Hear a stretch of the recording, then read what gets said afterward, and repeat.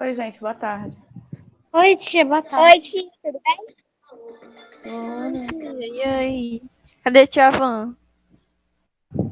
Meu bem, você tá perguntando a pessoa errada. Não sei lhe responder, meu anjo. A tia nunca vai trazer ela, não. Pegando Pra o me livro. ajudar nas leituras. Ciências em práticas, né? Meu bem.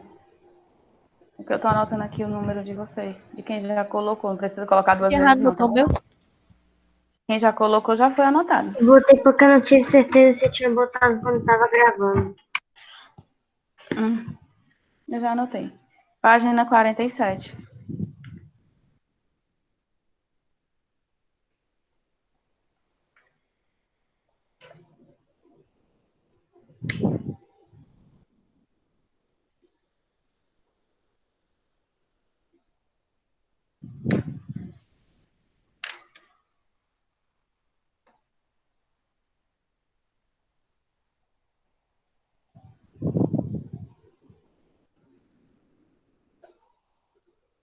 Clarissa já colocou o seu número? A gente dá o tempo pra pessoa colocar o Qual número e a página, pessoa tia? não. 47. Ok, obrigada.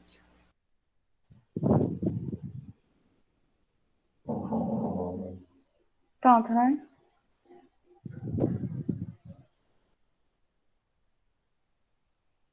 Ok. Na página 47, nós vamos dar continuidade. Nós tínhamos começado a falar a respeito do paladar. Nós vimos que nós temos as papilas gustativas, né, que é formado por um tecido epitelial e ela permite a gente diferenciar os sabores. Vimos que para que a gente tenha aí, trabalhamos também com... Ok.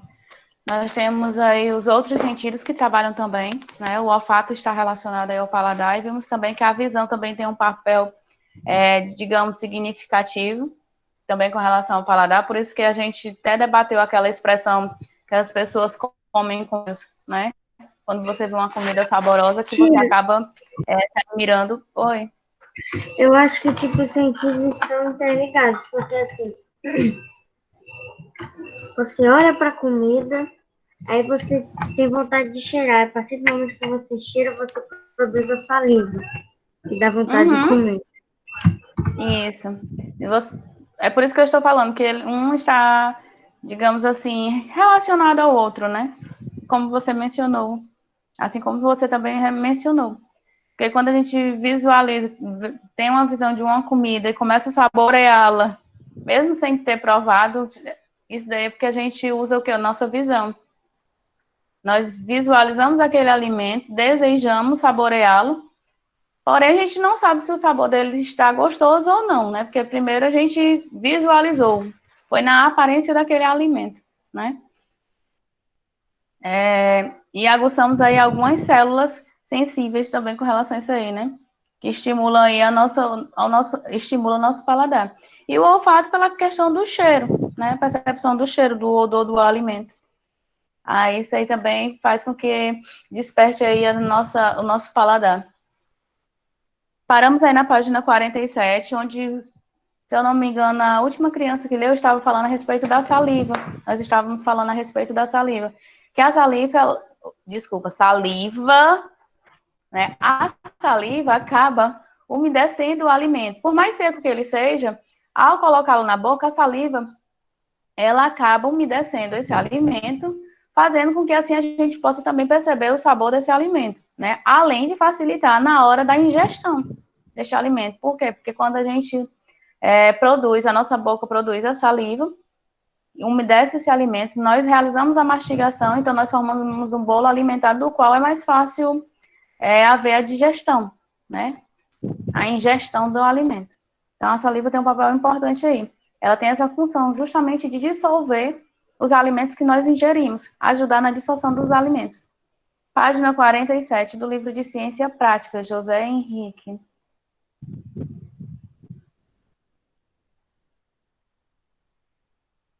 Página 47. Por nada, meu anjo.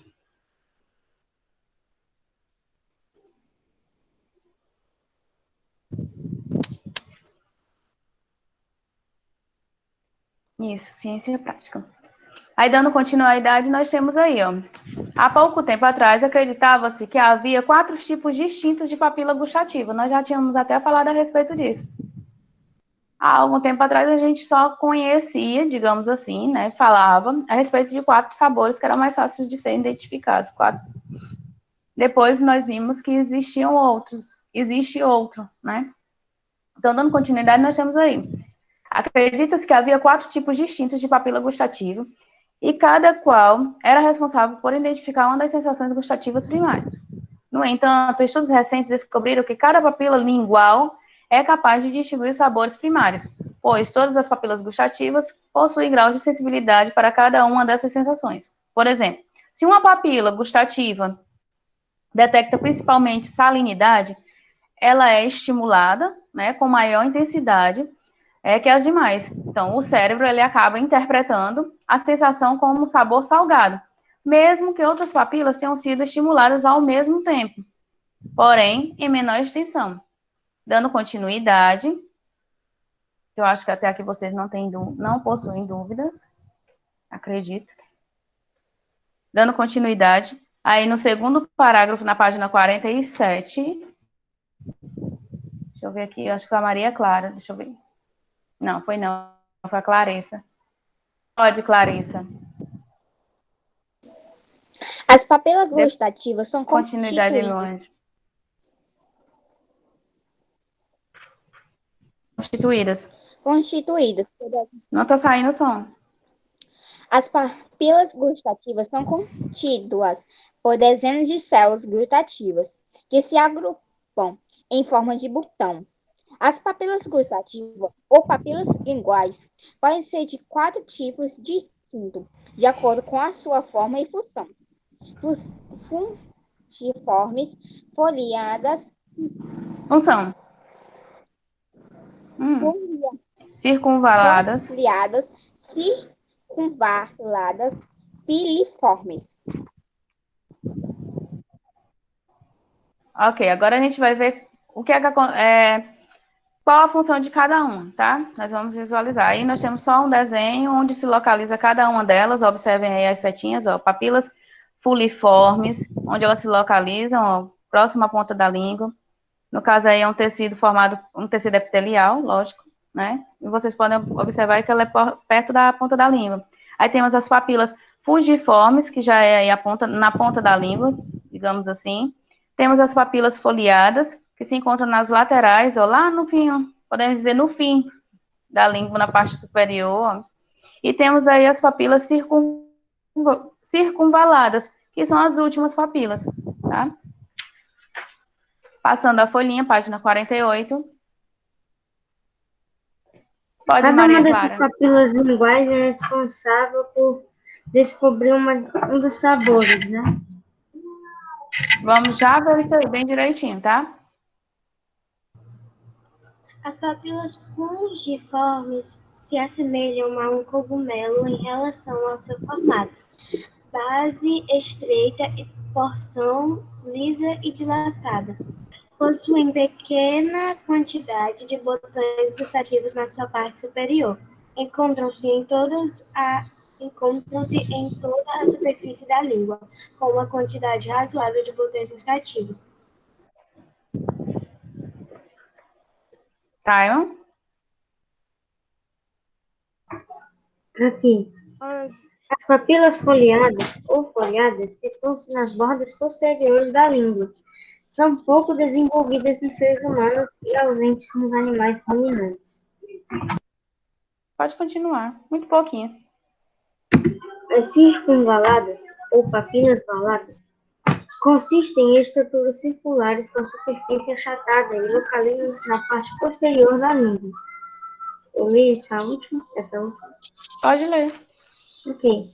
Por fim, as papilas filiformes são estruturas estreitas de formato filamentar, representam a maior parte das papilas gustativas e auxiliam a língua no processo de captura e condução do alimento para o interior da cavidade oral. Seu epitélio de revestimento não é formado por botões gustativos. Ó, aí no caso, Aí são algumas informações só mesmo para vocês entenderem a localização, mas eu acho que através da imagem da página anterior ficou mais fácil para vocês visualizarem onde se localiza cada uma dessas papilas, eu suponho. Né? Melhor, até melhor mesmo do que a própria leitura, né? Acho que a visualização da página anterior é mais fácil para compreensão. Então, nós temos aí, ó, as células sensoriais, elas acabam se renovando. As células sensoriais que nós temos na nossa língua, elas acabam se renovando constantemente, tá? Isso, como vocês podem observar, em cerca de 12 dias, por exemplo, essas células, elas são renovadas. Deixa eu ver se tem alguma coisa aqui que eu estava olhando a leitura e não... Oi, Caio, ia fazer uma pergunta? Faça uma pergunta.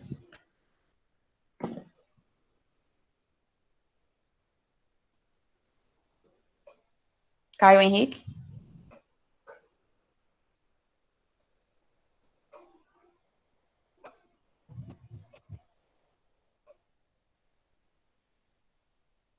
Bem, depois tu coloca aí tua pergunta, tá?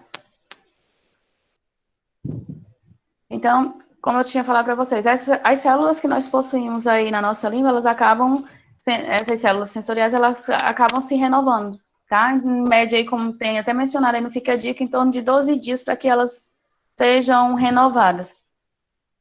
Aí embaixo, na página 48, nós temos aí mais uma amostra de língua, né, uma língua, onde nós podemos aí perceber onde são identificados cada um dos sabores. Ah, tá ok, Caio. Onde são identificados cada um dos sabores, né? Na ponta da língua nós conseguimos identificar o doce, logo acima o salgado, no centro, e centro que eu quero falar, assim, modo de falar, mas vocês podem observar aí no gráfico, que é a parte lateral, que nós chamamos de azedo ou ácido. No meio, onde tem aí a setinha, o umami. E a última parte da nossa língua, nós conseguimos identificar o sabor amargo. Tá? Eu prefiro essa o sabor imagem umami, assim, que é o que nós vamos falar. eu acho essa imagem mais clara do que as anteriores. Isso aqui mais clara do que a leitura. Sim. Com certeza. Mesmo porque a gente fala muito das papilas gustativas, mas para o nosso entendimento se tornar mais fácil, a gente identificar a respeito das informações mais, como é que eu posso dizer, mais fáceis com relação ao paladar, né? Acho que seria isso aí que tu quer falar também. Uma coisa que eu tenho problema é porque o sabor umami, ele é novo pra gente. Aí eu não saberia dizer como é esse sabor ou que alimentos pertencem a esse sabor. Pois é, o que nós vamos falar mais adiante, aí na página 49, nós vamos falar a respeito disso. O sabor umami significa justamente o gosto saboroso, quando você saboreia um alimento, um determinado alimento. Por exemplo, nós vamos ver aí mais adiante, alguns produtos que são industrializados, alguns produtos que nós consumimos na nossa alimentação que são industrializados, eles possuem aí esse sabor umami, ou seja, eles despertam na gente aquela sensação de saboroso, de gostoso, de um alimento agradável, de um alimento que a gente deseja consumir, tá? Não é o que nós vamos ver aí mais adiante. Mesmo porque no umami temos aí o gosto do glutamato, que nós vamos falar a respeito, e nucleotídeos. Então, assim, o glutamato está presente nos alimentos que são ricos em proteínas e também em alimentos que nós conhecemos como alimentos industrializados. Nós vamos ver isso aí mais adiante. Alguns não, os alimentos industrializados, eles acabam despertando na gente a sensação de prazer ao consumi-lo, pelo fato de ser um sabor agradável, gostoso, tá? É o que nós vamos discutir na próxima leitura. Alguma coisa, Carmen?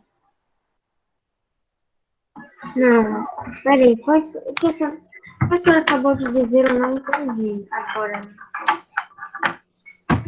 O que eu acabei de dizer, tu não entendeu? As pessoas industrializadas e os alimentos com nutrientes e proteínas. Os alimentos industrializados e com nutrientes assim? Aí, com proteína, a senhora falou, se não me engano, glutamato. Sim.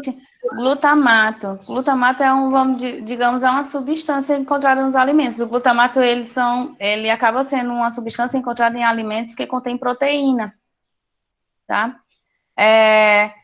Como, por exemplo, nós vamos ver aí um tomate maduro, um queijo, tá? Apresentam aí glutamato. Então, são comidas que acabam despertando aí a sensação de saboroso, de gostoso, de um alimento gostoso. Assim também como a gente vai encontrar em alimentos industrializados, como eu tinha falado, industrializados, enlatados, produtos enlatados. Alimentos enlatados, eles acabam também despertando também a questão do sabor, né? Um sabor agradável. Saboroso e agradável. Por quê? Porque nós ingerimos geralmente alimentos que têm. Se você for observar, nós comemos com os olhos, nós saboreamos o alimento antes de ingerir, nós sentimos o seu cheiro, que é para saber se realmente aquele cheiro é agradável.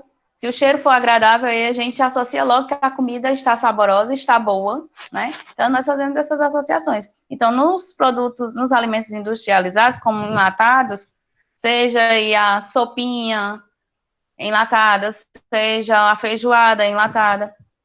Então, esses alimentos, eles acabam tendo temperos que vão despertar aí, realçar o sabor desse alimento, vão despertar aí a nossa curiosidade em saboreá-lo, tá?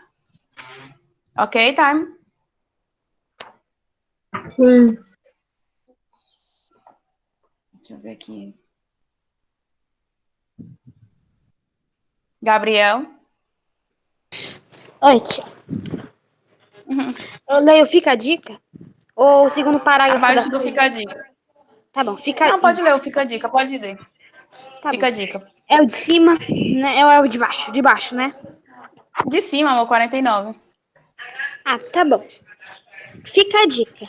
A temperatura pode influenciar no sabor dos alimentos.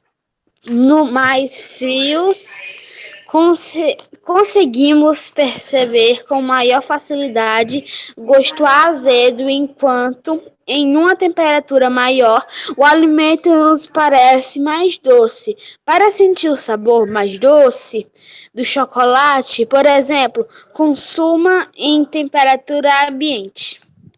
Ó, no Fica a Dica, ele está falando a respeito de você perceber quando o alimento ele é amargo ou quando ele é doce demais, por exemplo, né? Ou azedo, no caso aí. Ele disse o seguinte: quando você consome um alimento na sua temperatura normal, temperatura ambiente, é capaz da gente percebê-lo mais doce, como ele deu o exemplo aí do chocolate. Enquanto que quando a temperatura está fria, nós conseguimos identificar o gosto como se fosse o gosto de um alimento azedo, tá? É só uma dica. Pode continuar, Gabriel. Ok.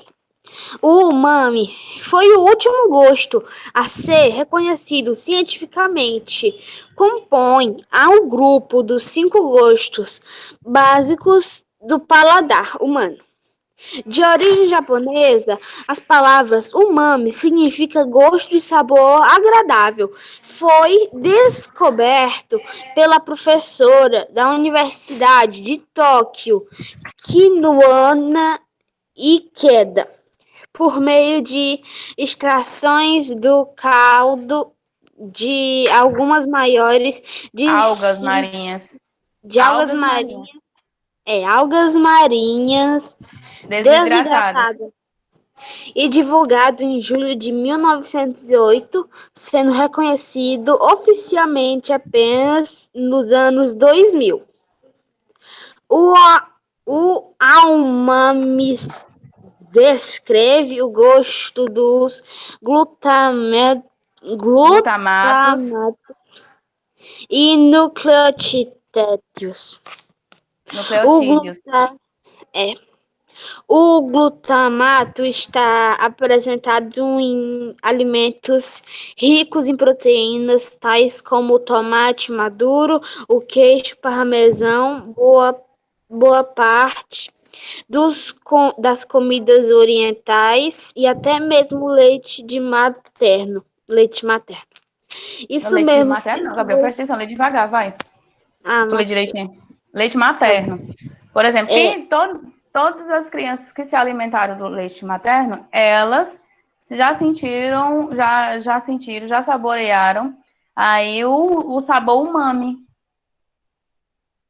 Tá? Por exemplo, tia, o glutamato ele está presente no umami.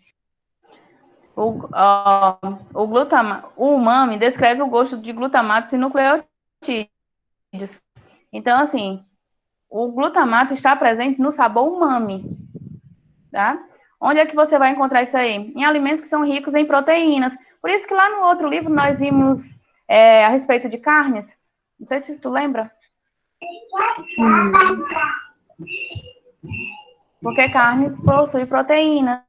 Então, alimentos que contêm proteínas, nós encontramos aí o glutamato. E o sabor aí, o umami. Sério, então quer dizer que a minha vida toda eu achei que carne fosse salgada, e ela é umami.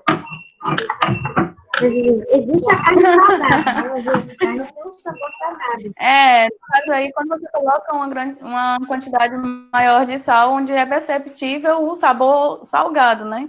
Que é o que nós falamos nesse instante no início, quando algum sabor é mais aguçado que o outro, por mais que você tente, então, como tu disse aí, a carne salgada, se você coloca uma quantidade de sal que seja perceptível, então você tira aquele sabor natural, digamos assim, da carne.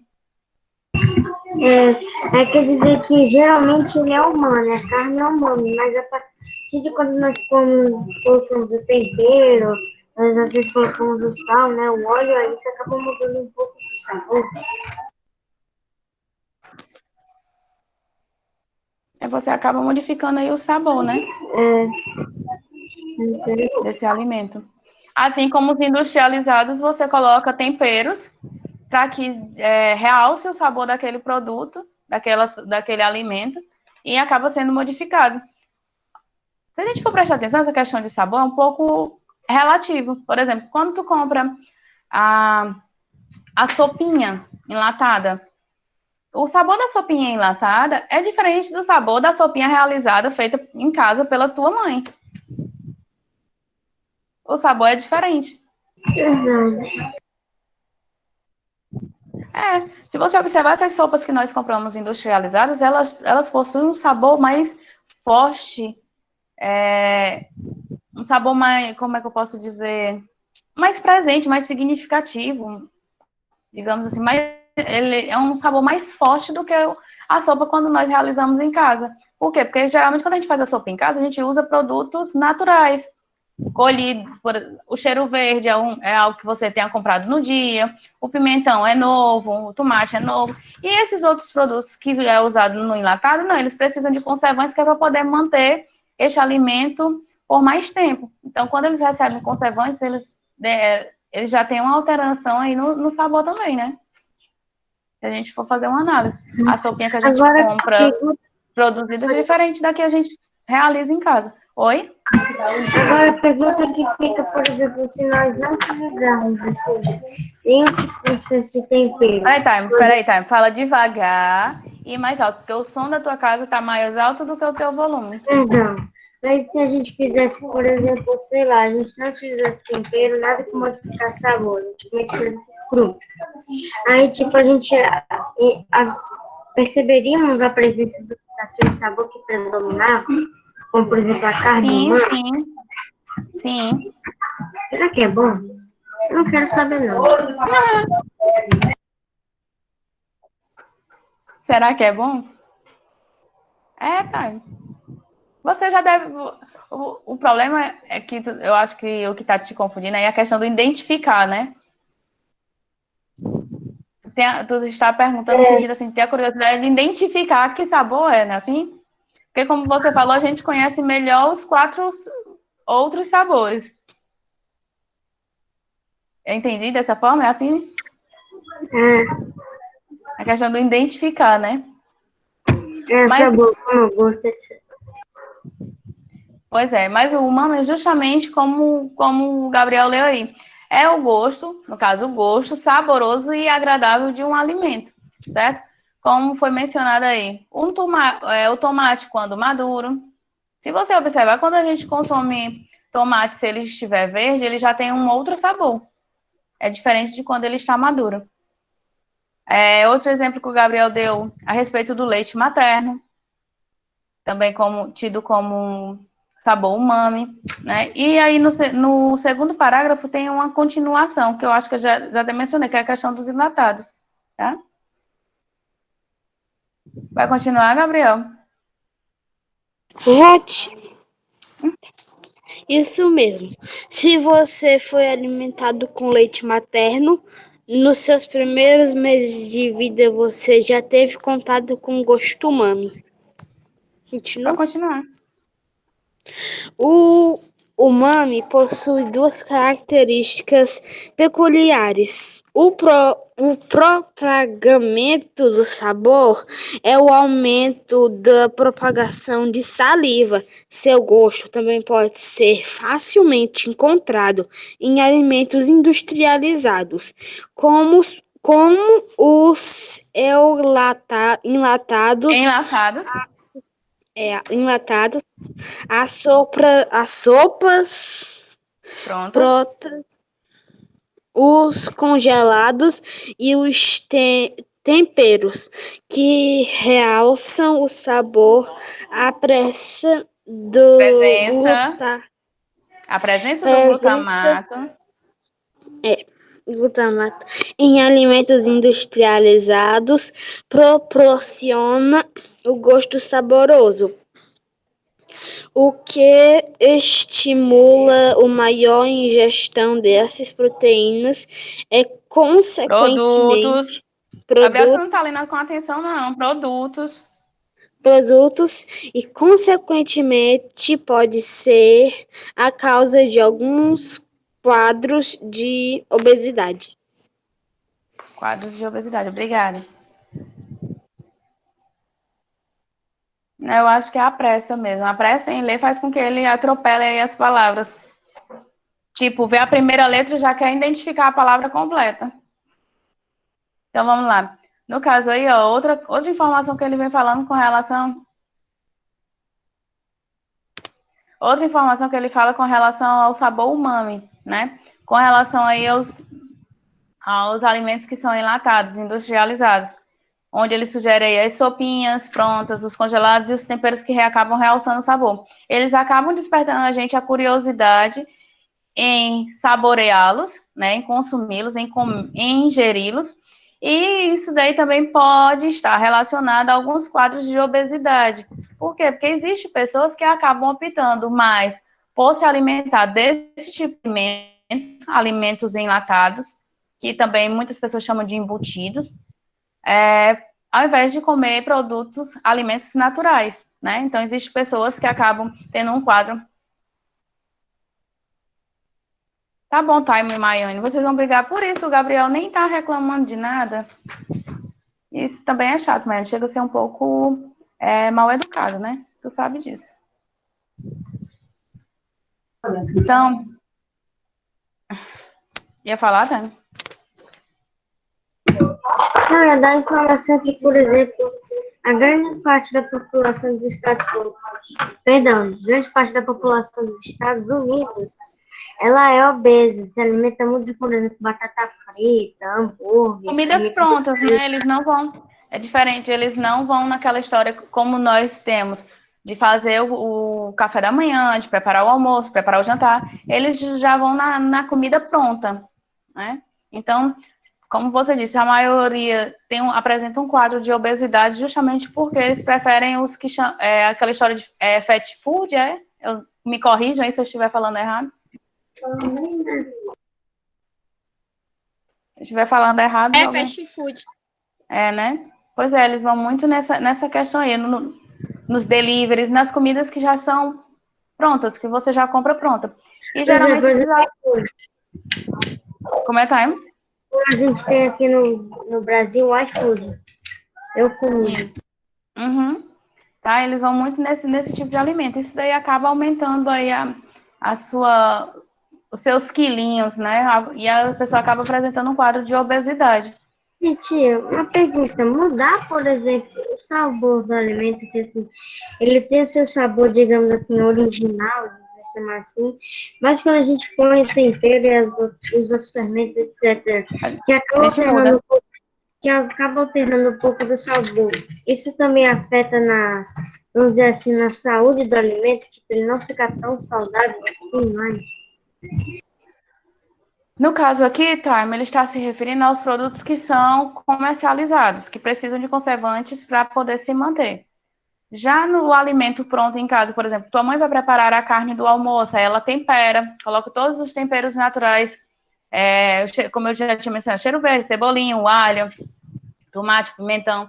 Então, esses temperos que são naturais, ela está usando naquele momento, eles são mais saudáveis do que se ela comprar os temperos prontos, que a gente também encontra no supermercado, já ele pronto, tá? Porque aqueles prontos, eles levam um tempo, eles passam por um processo, digamos assim, eles passam por um processamento, tá? E eles são adicionados conservantes. E se você observar, eles possuem uma quantidade de sódio, que é para poder manter esse tempero por mais tempo também. Aí isso pode afetar na saúde do sabor? Pode. É. Pode afetar na qualidade de vida da pessoa, né? Na saúde da pessoa. Porque alimentos que contêm muito sódio, eles podem te trazer aí algum prejuízo. Como, por exemplo, você pode ter retenção de líquido, ou seja, você não vai. O sal embutido nesse alimento, você não vai conseguir eliminá-lo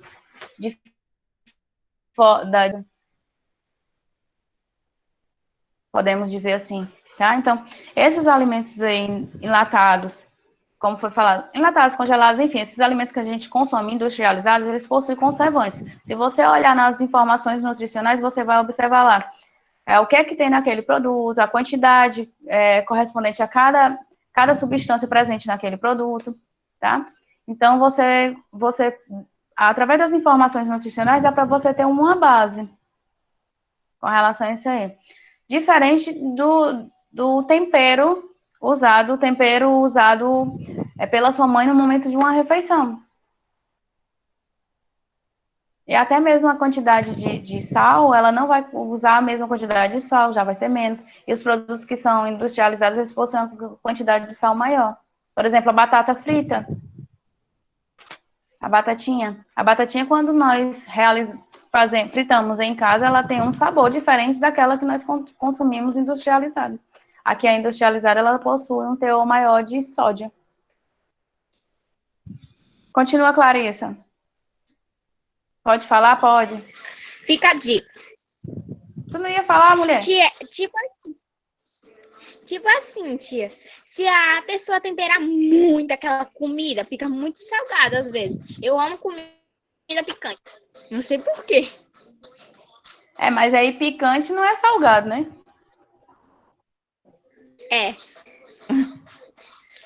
Fica a dica. Você já parou para pensar por que os alimentos adocicados são os favoritos? A resposta pode vir dos nossos ancestrais, pois eles se alimentavam basicamente de fruta madura, que possuem o sabor doce, enquanto geralmente as frutas verdes são mais ácidas e as frutas venenosas apresentam um sabor amargo.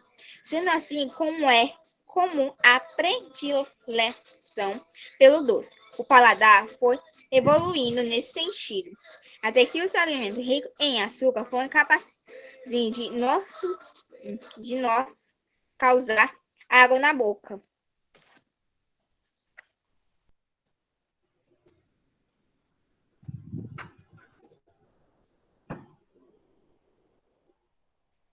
Algum comentário até aqui? Não? Não, senhora. Não? Foi engraçado agora, não? Clarissa fala assim, ela fala e pergunta ao mesmo tempo. Então, no caso aí, ó, ele vem falando no Fica a Dica, com relação a esses alimentos que são adocicados, né? A maioria são os nossos favoritos, mas isso aí vem aí da questão dos nossos familiares, né? Dos nossos ancestrais, que consumiu aí alimentos mais adocicados, frutas bem maduras.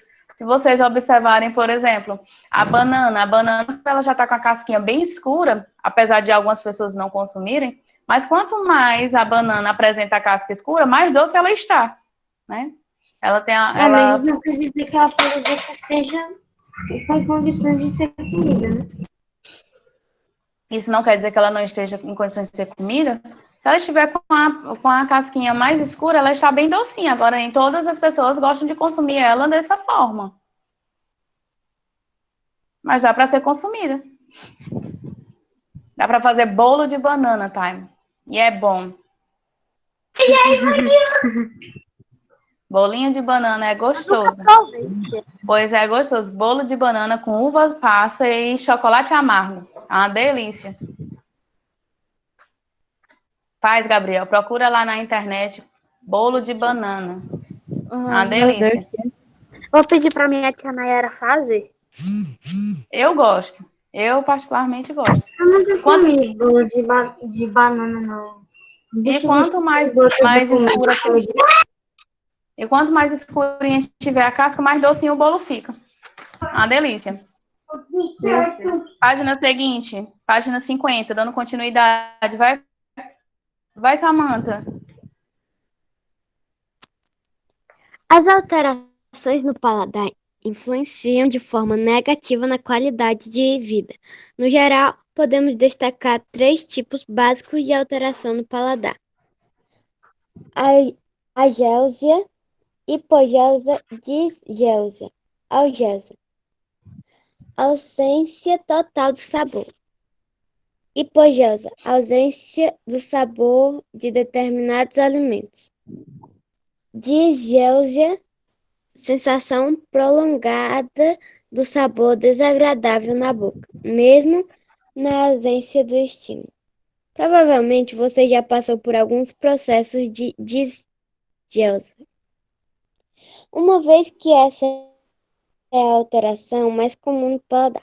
Sabe aquele gosto ruim na boca, caracterizado por um sabor metálico, amargo ou rançoso, até mesmo ao beber água? Pois bem, esta é a característica básica da disgéusia. Disgéusia.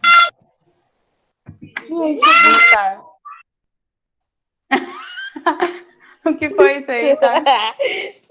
É o meu irmão que ele faz aparição especial. Ah, muito bem. Querem fazer uma participação especial? Diz, o que é que tu ia falar? Não, o que eu tô querendo dizer aqui é que esses disgéusia é quando, por exemplo, você toma determinado alimento, mas ele não está com um sabor muito bom, aí ele meio que fica com o tempo na sua boca. A boca, assim. Podemos dizer também, podemos relacionar também com isso aí, quando a gente, por exemplo, toma alguns remédios que acabam, digamos assim, tornando mais difícil a gente identificar um sabor.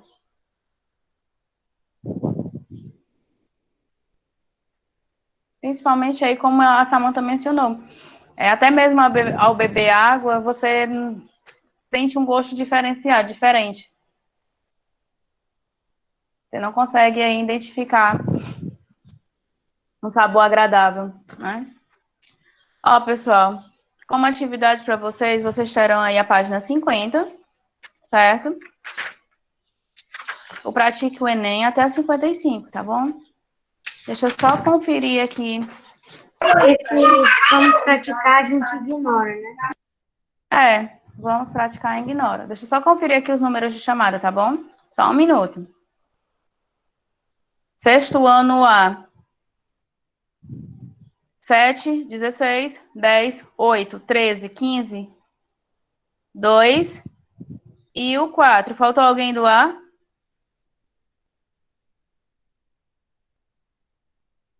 Ok. Sexto B. 4, 5, 1, 13, 14, 3 e 15. Faltou alguém do B? A senhora falou 9? Não, porque o 9 não foi colocado na lista. Dona Clarissa não colocou? Pois é, né? Eis a questão. Falei, Cecília, coloquei número 1, tá?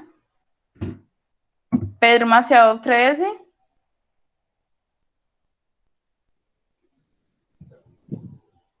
Pedro é o 13. Então, falei também. Ok. Acho que eu coloquei todos. Gente, ó, tenham uma boa tarde Tchau, e tia. até amanhã. Um Já abraço. sei responder. Amanhã não tem aula da dia. Amanhã é segunda, meu bem. Tem sim. É Não. verdade. Já vai, José Henrique e os jogos. Um abraço, gente. Tchau. Tchau. Tchau.